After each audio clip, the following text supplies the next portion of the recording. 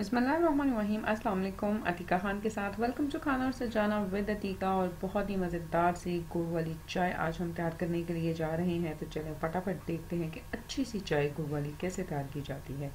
यहाँ पर मैं 1 कप के करीब पानी ले लूँगी और पानी को हम थोड़ा सा गर्म कर लेंगे। जैसे ही पानी गर्म हो जाएगा इसके अंदर चली जाएंगी 2 अदद इलायची।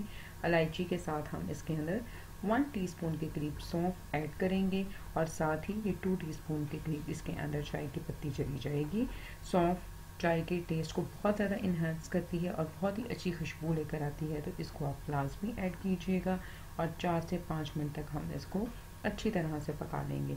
जैसे ही कहवा अच्छी तरह से पक कर तैयार हो जाएगा इसके अंदर हम 3 कप के करीब दूध ऐड करेंगे और दूध को हम पकने देंगे। जैसे ही दूध पकना स्टार्ट हो जाएगा मैं यहाँ पर 2 टेबल स्पून के करीब, ये देखें मैंने गुड़ ले लिया है, इसको तोड़कर छोटे पीसेस में कर लिया है।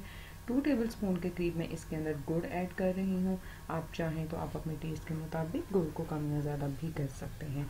बस गुड़ हमने ऐड कर दिया है और 5 से 6 मिनट तक हमने इसको मीडियम हाई फ्लेम के ऊपर चाय को पका लेना है। इस तरह से आप चाय में चम्मच हिलाते जाएं, इससे चाय बहुत अच्छे से फ्रदी सी हो जाती है। इस तरह से इसको करते हुए हम 5 से 6 मिनट तक पका लेंगे और ये देखें बहुत ही मज़ेदार खुशबूदार गर्मा गर्म गुड़ वाली चाय हमारे पास रेडी हो गई है। इसको बनाएं और एंजॉय करें।